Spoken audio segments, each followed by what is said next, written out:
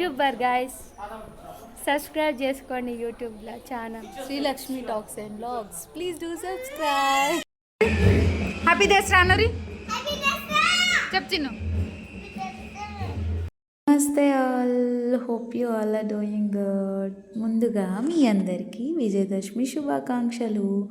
మేము దసరా పండుగని ఎలా సెలబ్రేట్ చేసుకున్నామో ఈ వ్లాగ్లో చూసేయండి. ఇక్కడ కనిపిస్తున్న మా అమ్మవారు ముందు రోజు రెడీ చేశాను. మా తల్లిలాగా ఎలా అనిపిస్తుందో కామెంట్ చేయండి. అయితే దసరా పండుగ అనగానే నాకు గుర్తొచ్చేది ఏంటంటే కొత్త బట్టలు. అదేంటో కానీ ఇంతకుముందు అయితే ఇయర్లీ వన్స్ దసరాకు మాత్రమే బట్టలు కొనేవాళ్ళు. ఇప్పుడు మాత్రమే ఎప్పుడు పడితే అప్పుడు కొనేస్తున్నారు. ఎప్పుడు కొన్నా ఏం చేసినా పండగ రోజు బట్టలు వేసుకుంటే ఆ థ్రిల్లే వేరుంటుంది. ఏమంటారు, ఇక్కడ మా అన్నయ్య మా చిన్నుకి విజ్ చేయడానికి ట్రై చేస్తున్నాడు. వాడు చూడు ఎంత ఫోజ్ కొడుతున్నాడు. మా పెద్దనాన్న కొడుకు తను. ఇంకా మా ఓన్ బ్రదర్ మా కాటన్ రాయుడు చూడండి ఎంత ఫోజ్ కొడుతున్నాడో. ఇంకా నేను ఎలా రెడీ అయ్యానో మీరు ఆల్రెడీ చాలామంది చూసే ఉంటారు. Blue and yellow combination sari. ఇదైతే మా వారు కొనిచ్చారు నాకు దసరా కోసమని. నాకైతే ఈ శారీ చాలా అంటే చాలా బాగా నచ్చింది. మీకు ఎలా అనిపిస్తుంది చెప్పండి చూడడానికి. మేము ఇంత బాగా రెడీ అయ్యి ఫోటోలు ఫోజులు తీస్తుంటే మా ఇల్లు ఎలా ఉందో చూపిస్తారండి. చూడండి, ఇంత బాగా రెడీ అయినప్పుడు ఇల్లు ఈ మాత్రం మెస్సీ అవుతుంది. ఎందుకంటారా, మేమేమో రెడీ అవ్వడంలో బిజీ ఉన్నాము, మా పిల్లలేమో ఇల్లుని చెత్త చేయడంలో బిజీ ఉన్నారు. సో ఊడ్చి ఒక 10-15 టైమ్స్ ఊడ్చి అలసిపోయి ఉంటాము. ఇంకా మా వల్ల కాదులే అని చెప్పేసి రెడీ అయ్యి ఫొటోస్ వీడియోస్ తీసుకుందామని ఇక్కడ ఫోజులు పెడుతున్నాం లైట్గా. ఫోటో తీయడానికేమో కెమెరామెన్ లేడు. అదే అండి, ఫోటో తీసే వాళ్ళు ఎవరు లేరు. ఏదో ఫోన్ అక్కడ పెట్టి చూస్తుంటే మా ఫేసులు సగమే కనిపిస్తున్నట్టు అనిపిస్తున్నాయి కదా. ఇంకా ఏం చేస్తాం మరి. ఇంకా నెక్స్ట్ మేమైతే తినేసాము. పిల్లలకు కూడా మంచిగా తినిపించేసి నెక్స్ట్ బయటికి వెళ్ళాలి. ఎందుకంటే దసరా కదా.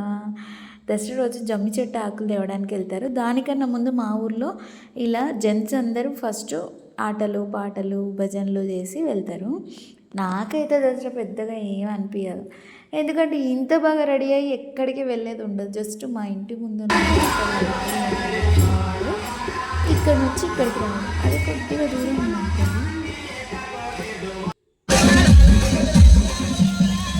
మనం రెడీ అయిన దానికి ఒక 9 అనిపిస్తుంది. ఇక్కడ ఆడవాళ్ళు చూడండి ఎంత బాగా ఎంజాయ్ చేస్తున్నారు పండగకి.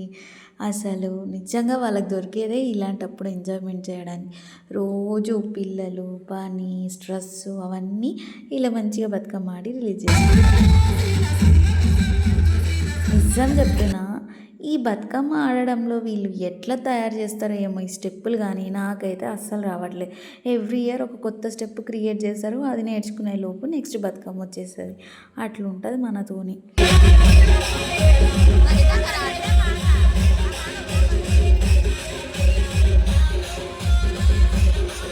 ఇంకా ఏదోలే బతుకమ్మ అయితే నేర్చేసుకున్నాను, స్టెప్పులు వేస్తున్నాను.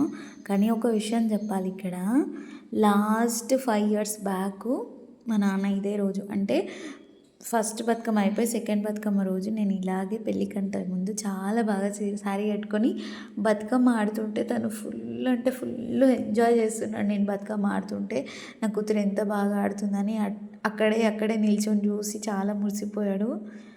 ఆ తర్వాత రోజే నెక్స్ట్ డేనే దసరా టైంలోనే మా నాన్నకి బతుకమ్మ నెక్స్ట్ డేనే హార్ట్ అటాక్ వచ్చి చనిపోయారు. ఎందుకో ఈసారి కూడా మా నాన్న నాతోనే ఉన్నారు అన్నంత హ్యాపీగా డ్యాన్స్ చేశాను నేను. వీళ్ళందరూ మా 10th ఫ్రెండ్స్ అనమాట. ఇయర్లీ వన్స్ దసరాకి కంపల్సరీ కలుస్తాము. ఇంకా బతుకమ్మ ఆడి అలసిపోయాం కదా, కొంచెం మజా తాగుదామని మా ఫ్రెండ్ అయితే మజా తీసుకొచ్చింది. మేము ఇలా సింపుల్గా సిట్టింగ్ వేసాము. ఇంకా ఇక్కడితో దసరా అయితే అయిపోయింది అనుకునేరు. నెక్స్ట్ అస్సలు పండుగ ఇప్పుడే మొదలైంది. ఎందుకంటారా, నవరాత్రిలో ఒక్కరోజున అమ్మవారిని దర్శనం చేసుకోలేకపోయాను అని చాలా బాధ ఉండే. ఎందుకంటే అసలు కుదరలేదు. కొన్ని రోజులేమో ప్రాబ్లం ఉండే.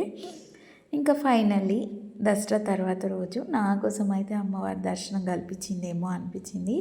చాలా అందంగా ఉంది కదా అమ్మవారు. నా దిష్టి తగిలేటట్టుంది నా తల్లికి. ఇంకా అమ్మవారి దర్శనం అయితే చేసేసుకున్నాను.